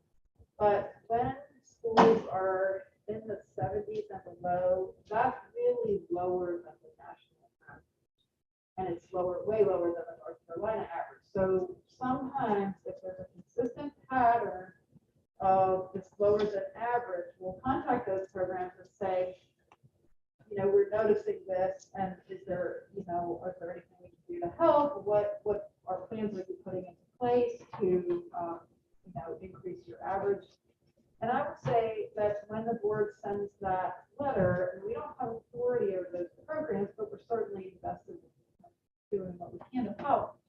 If we can't help do anything, and usually they've already started looking at it themselves because they want their pass rate to be higher, so they'll send their plan. And usually within a couple of years or even a couple of exam times later, the percentage increases. Some programs, I think just based on the nature of the kinds of students that they can accept that are local, that may not have had the same kind of backgrounds, they're traditionally just a little lower than others, but we also are required to report these to the North Carolina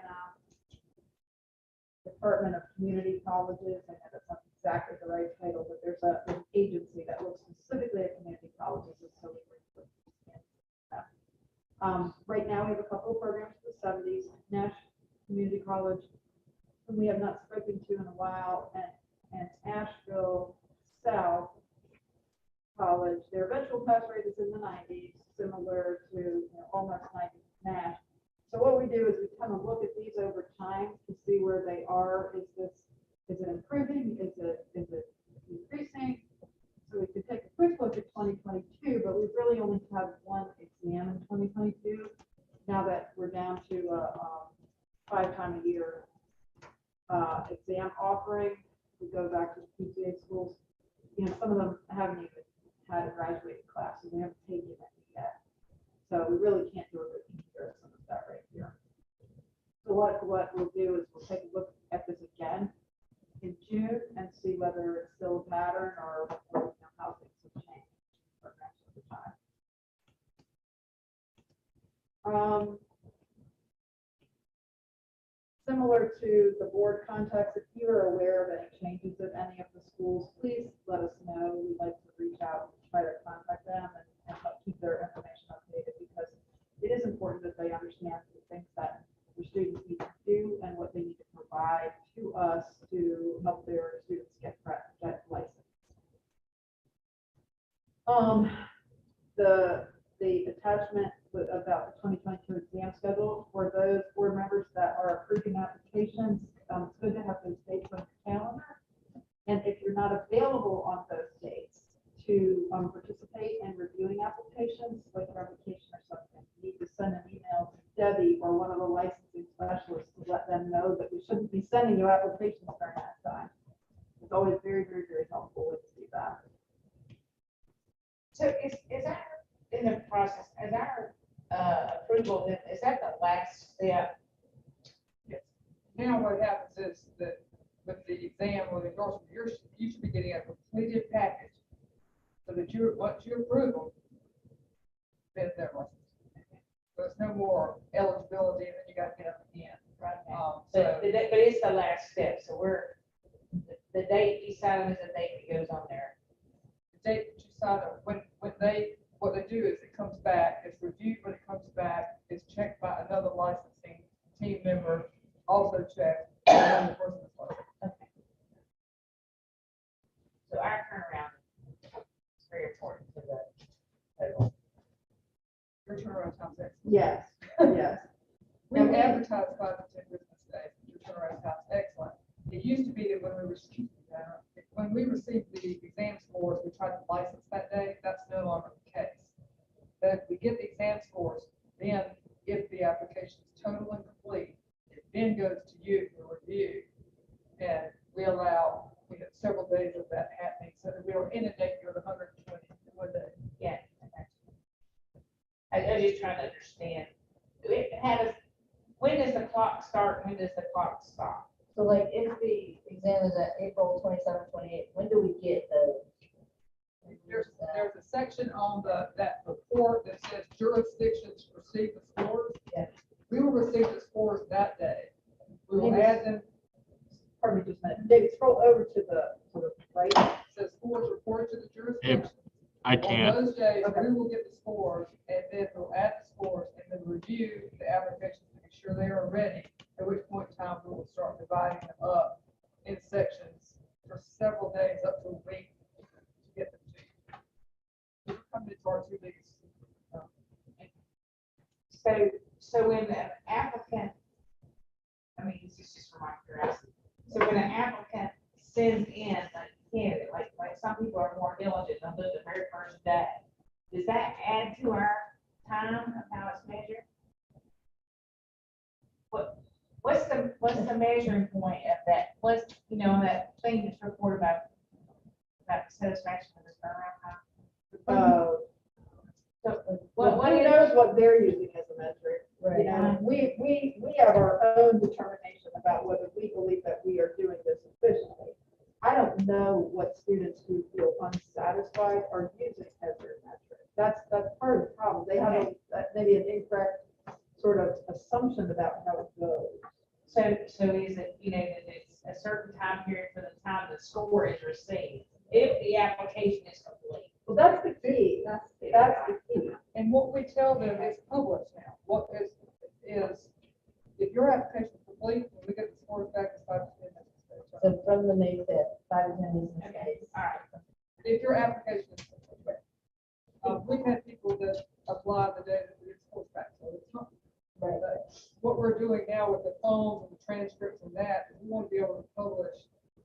But when you send in a character reference, what's the turnaround time for that? When you send in a transcript, so we won't, that's why we think we're close to being able to publish the individual results of the time. But wouldn't you agree that we mark the start when there's a completed application and it's sent to you? And we are probably 100% under 5 days. Absolutely. It may take months to get to the completed file, but That's right. That's right. So it can't count it that way. It's a completed file. All right, and so we've had some communication with schools, had some presentations at schools, so that concludes the school section.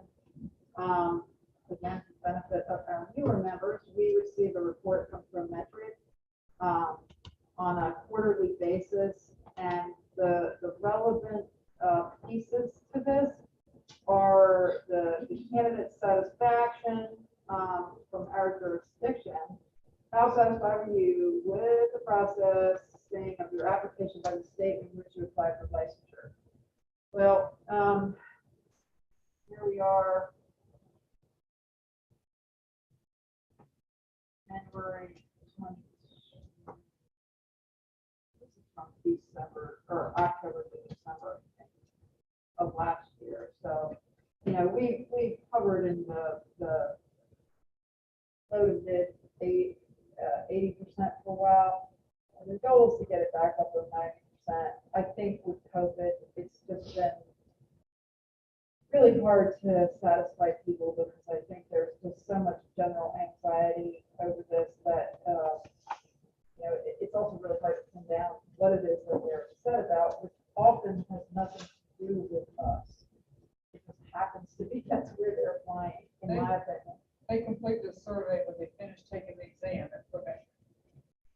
After the 5 hours. that's when Okay, they- all right. They're ready to- They're like that. Okay. Right. Also, Yeah. what we think has happened in the past, probably, you know, one, went remote. Two, we joined the alternative approval pathway. And, you know, people have had, schools have had cohorts that, you know, would probably communicate with students, when you get your exam scores, you're gonna get licensed that day, you can start work the next day. And we've told them that that's not gonna be the case. So as time goes on, they'll get more comfortable with, now your application goes to the board. It doesn't mean you're licensed on the day that you. I think without the FBI criminal background check and some other things that have been added, Leslie, it was the very last piece was the exam score. And that's why the board generally could say, or board staff could say, when we get the score, we license you that day. It's not that way anymore. So times have changed. Okay, ethics, for the benefit of our new members. You became a member within, a board member within the first 6 months, you have to complete your ethics training. And this is important, even though you don't receive a fine for not completing it timely, it is important that you do it. This time around, it's a lot of terminology, but it does give you a sense that you have some ethical obligations as a board member and that you need to steer clear of some types of things. The links are here to how to access that education. It's online, it's free. Once you complete the certificate, it is really awesome if you just email it to me. So we keep that on file at the board to kind of demonstrate that you did complete it. Because sometimes the records of the ethics commission, I have to say, well, I know they've done it and I have the certificate. That doesn't happen very often, but I have it. Then the way that you track your ethics compliance is ethics compliance report. And so at every single board meeting, and when you have access to ClickUp, you can go in here and look at when you're due. Now, Megan and Stephanie, you have not completed it yet, but on here, they're listing, yeah, so they're saying, Megan, you would need to complete it by June, Stephanie, you need to complete it by July 1st. That's apparently 6 months after the date that they are here. And congratulations to Teresa and to Jamie, who completed their ethics in record time. And so they haven't had an opportunity to update this yet, I don't think. But those are complete. Next up is David Edwards and myself. So just keep track on the date that you are due. And if you have difficulty accessing it or whatever, just let us know. But all that reference material right here in the ClickUp. Everybody also needs to put April 15th on their calendar because that is when your annual SDI report is due. And why can I not think of estimates? Statement of economic interest. That's due once a year on tax day. So it's kind of like license renewal. It happens once a year. Please do that in a timely manner. We do try to help remind everybody that it occurs, but you know, you can certainly do it without receiving a reminder. Just go to the link here on this agenda item. Kathy, just a new ordinance. That is very true. There's a $250 fine if you do not submit it by April 15th. Now, that said, they had to submit it already to become a board member, so I don't think that you. And I like that one more time, but thank you for that. They will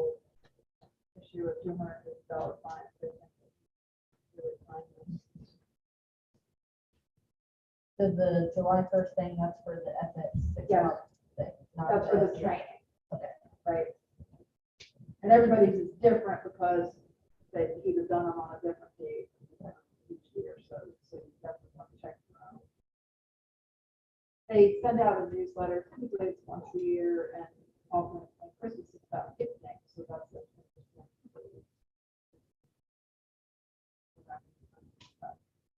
PG Compact, the things that I would like to tell you about that today are number one, we continue to be compliant with the requirements in the compact statute, data sharing, posting investigations, posting disciplinary actions like the one you did today, we have 48 hours to get those in there. And we remain compliant, first quarter 2021. The second thing I need to tell you about is that, I've had, way more interesting things going on at the compact, as the compact chair, than, maybe in the first couple of years, because now that the compact has been going since 2017, what's happening is that the compact privileges being sold are not keeping up with the expenses at the rate that was originally proposed, the model that they thought that they had. And so there are significant efforts being put forward to how can make sure that the licensee population across the U.S. knows about the compact, accesses privileges, who might be somebody that would want to have a compact privilege as opposed to, 5 or 6 different licenses. And, it's being examined, was that the right model initially to have considered, or, how else are we going to work on financing the compact? Because one of the original reasons why the compact was promoted was because back in the time when they were discussing it, I'm going to say 2013, 14, 15, as we talked about earlier, there's this great attention to occupational licensing. There's too much occupational license, too many occupational licensing boards. Let's consolidate this. And so, there were some, sort of threats of universal licensure for certain professions. So as opposed to that, so that each state can still have control over the statutes in their jurisdiction and understand who is working in their state and what they're doing in their state. The compact was enacted to enable movement from state to state, but that each state still has their own sovereignty. And I think it's worked well, but it's just how to maintain the financing of that over time. And so right now there haven't been any different decisions made such that like we would have to pay an annual fee or something, but that is something that's being looked at. So I would encourage you to know just about the compact, how it functions, what it's for, and anybody that has licenses in multiple states, they might want to consider thinking about getting privileges as long as they qualify by having a home state and the jurisdictions that. Kathy, is it something that works for people who work on borders, like who live in one state and work? So they can be licensed basically in one and have their compact continually. You don't have to be switching over. Correct. Okay. That's correct. So it helps those. Yeah, another type of individual might be a military member or people that are doing consulting, people that are doing telehealth. In our state, if all of the temporary exemptions that we have right now were compact privileges, the story might be different for the compact as a whole. But a lot of states had to do emergency measures during the pandemic that didn't result in compact privileges or licenses. And so, and those what it was like when Is there any way, I don't know, it's really appropriate, so I'm just talking. Yeah. But on our renewals, would it be appropriate to add an extra question that says if you're licensed in more than one staff, state, would you be interested in contact? Learning more about the compact? Or is it gonna be driven by the licensee? I mean, it's in our best interest, right, to help the compact succeed? Well, it's a really great question, because we added something to the email that we sent out, that don't forget that if you have a compact, that we need to review that as well. Now, that isn't the same thing as find out more. I think we'd have to talk about that a little more. I'd like, and I think those are the kinds of ideas exactly that the compact. I need to ask David whether that's something that we need to do. I think the question is, how far do you go, or what's marketing and what's information, and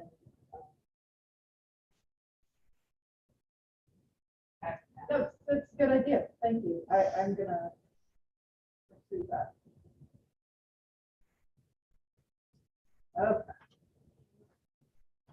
Okay, so we already know who got appointed to our board, so congratulations to Leslie Kessler, PT, or term in 2024. Megan Wentz, who's filling the unexpired term for Rome, her term 2022 to 2023. And Stephanie Bernard, her term will be 2022 to 2024. So glad to have everybody. Submission of reports, we have a long list, Those are FYI reports from county to all of those. Any questions, we can entertain those briefly now, if not, we'll move on.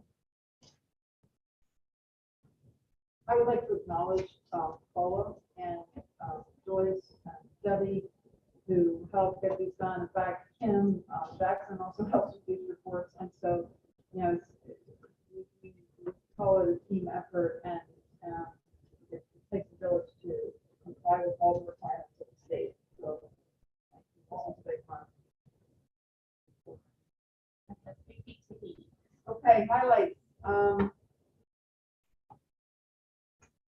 David Edwards will not be able to serve as the delegate, and so Jamie Minor, who has been appointed as the alternate delegate, is able to serve as the delegate. So now we need to appoint an alternate delegate to the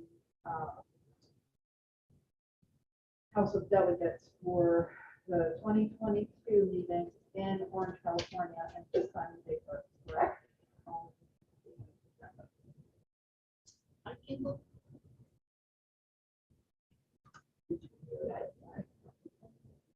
Good. Rosa Gonzalez, appoint you as the alternate delegate. Thank you. Great.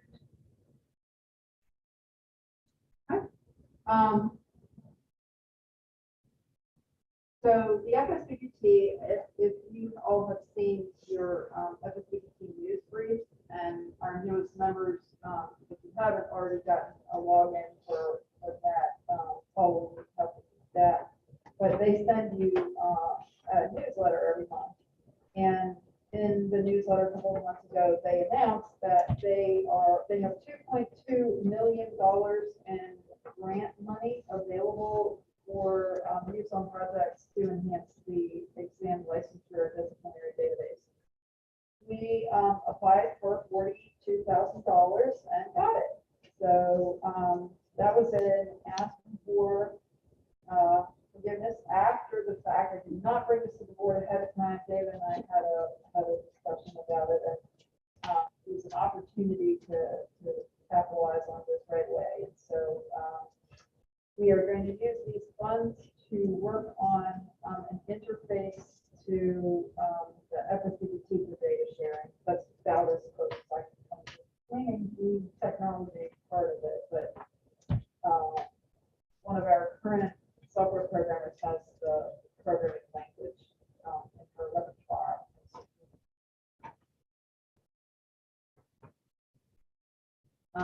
Some of these additional items are communications from FSBT that you can see, read at your leisure, and Megan and Stephanie will be attending the board administrator training that is absolutely excellent. And, you know, I know you've learned a lot being here today and with the orientation already, but that'll take it to the next level. And then FWBT was asking who, if anybody had a statement about misinformation and COVID and what their board does about that. We had adopted their misinformation.